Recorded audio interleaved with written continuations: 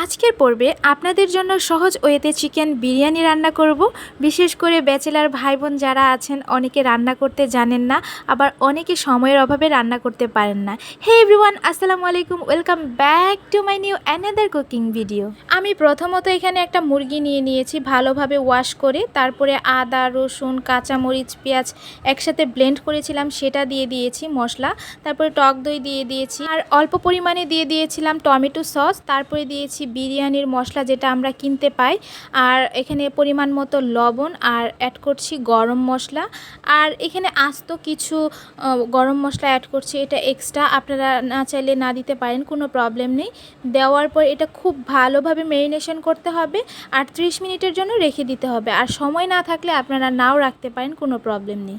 তারপরে একটা হাঁড়ি বসিয়ে নিয়েছি চুলায়। আমি যেহেতু বিরিয়ানিতে আলু ডিমটা পছন্দ করি, তো তাই ভেবে আমি আলু ডিমটা এখানে ভেজে নিচ্ছি। এখানে ডিম দিয়ে দিয়েছি 4 পিস, আর আলু দিয়ে দিয়েছি কিছু।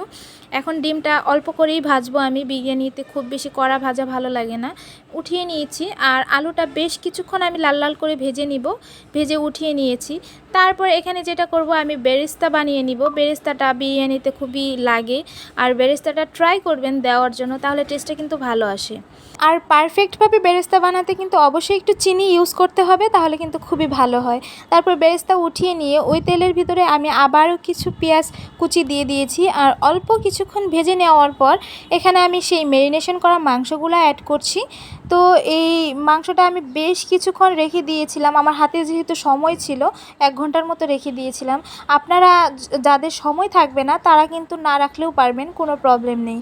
তো এখানে এই মাংসটা খুব ভালোভাবে মিক্সড করে নিব মশলার সাথে। মিক্সড করে নেওয়ার পর আমি ঢাকনা দিয়ে ঢেকে দিচ্ছি। ঢেকে দেওয়ার পর কিছুক্ষণ পরপর একটু নেড়েচেড়ে দিতে হবে, কারণ এখানে মশলার পরিমাণটা বেশি, একটু পরে পরে লেগে যেতে পারে। আমি যেহেতু একবারে মশলার পরিমাণটা অ্যাড করেছি চালের পরিমাণে, মাংসের পরিমাণে পুরোপুরি। তারপর আমি এখানে কিছুটা পানি অ্যাড করছি মাংসটা সেদ্ধ হওয়ার জন্য। তো পানি অ্যাড করার পর আবারও ঢাকনা দিয়ে ঢেকে দিচ্ছি। ঢেকে দেওয়ার পরেও কিছুক্ষণ পরপর নেড়েচেড়ে দিতে হবে, আবার ঢাকনা দিয়ে ঢেকে দিতে হবে।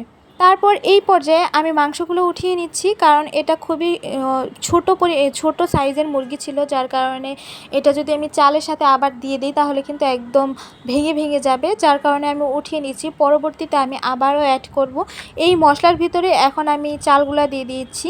এখানে আমি পোলাও চাল যেটা সেটা ব্যবহার করছি, আপনারা চাইলে কিন্তু বাসমতি চালটাও ব্যবহার করতে পারেন। তারপর এই চালটা মশলার সঙ্গে বেশ কিছুক্ষণ সময় নিয়ে ভাজতে হবে। আচ্ছা, আপনারা বলেন তো বিরিয়ানি কে কে পছন্দ করেন? আর বিরিয়ানি পছন্দ করে না এরকম মানুষ পাওয়া খুবই মুশকিল। তো আমি এখানে কিছুটা লবণ দিয়ে দিয়েছি। দিয়ে দেওয়ার পরে আমি আবারও বেশ কিছুক্ষণ ভেজে নিচ্ছি। ভেজে নেওয়ার পরে এখানে ইম্পর্টেন্ট যেটা ধাপ সেটা হচ্ছে এই মেজারমেন্ট, মানে আপনি পানিটা কি পরিমাণে দিবেন সেটার মেজারমেন্টটা ঠিক রাখতে হবে, আর পানিটা অবশ্যই গরম পানিটা ব্যবহার করতে হবে। আমি যেহেতু বিরিয়ানিতে কিশমিশটা পছন্দ করি, যার কারণে কিছুটা কিশমিশ দিয়ে দিয়েছি, আপনারা চাইলে নাও দিতে পারেন। আর দিয়ে দিচ্ছি অল্প একটু চিনি।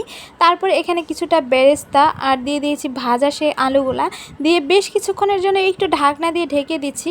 ঢেকে দেওয়ার পর এই পর্যায়ে দেখতে পারবেন কিছুক্ষণ পর আমি এখানে মাংসগুলো অ্যাড করছি। অ্যাড করার পর এখন আর কোনো কাজ নেই, ঢাকনা দিয়ে জাস্ট ঢেকে অল্প জালে ঢেকে দিব। রান্না হতে বেশ কিছুক্ষণ সময় লেগেছিল, 30 মিনিটের মতো। রান্না হওয়ার পর লাস্টের দিকে এখানে আমি উপর দিয়ে বেরেস্তা অ্যাড করছি, আর সেই ভেজে রাখা ডিমগুলা এখানে অ্যাড করে দিচ্ছি। এইভাবে বিরিয়ানি রান্না করলে কিন্তু খুবই অল্প সময়ে এবং খুব ঝামেলামুক্তভাবে রান্না করা যায়। তো আমার এই বিরিয়ানির রেসিপিটা আপনাদের কাছে কেমন লাগলো অবশ্যই কিন্তু জানাবেন। সবাই অনেক অনেক বেশি ভালো থাকবেন, সুস্থ থাকবেন। আজ আসি, আল্লাহ হাফিজ।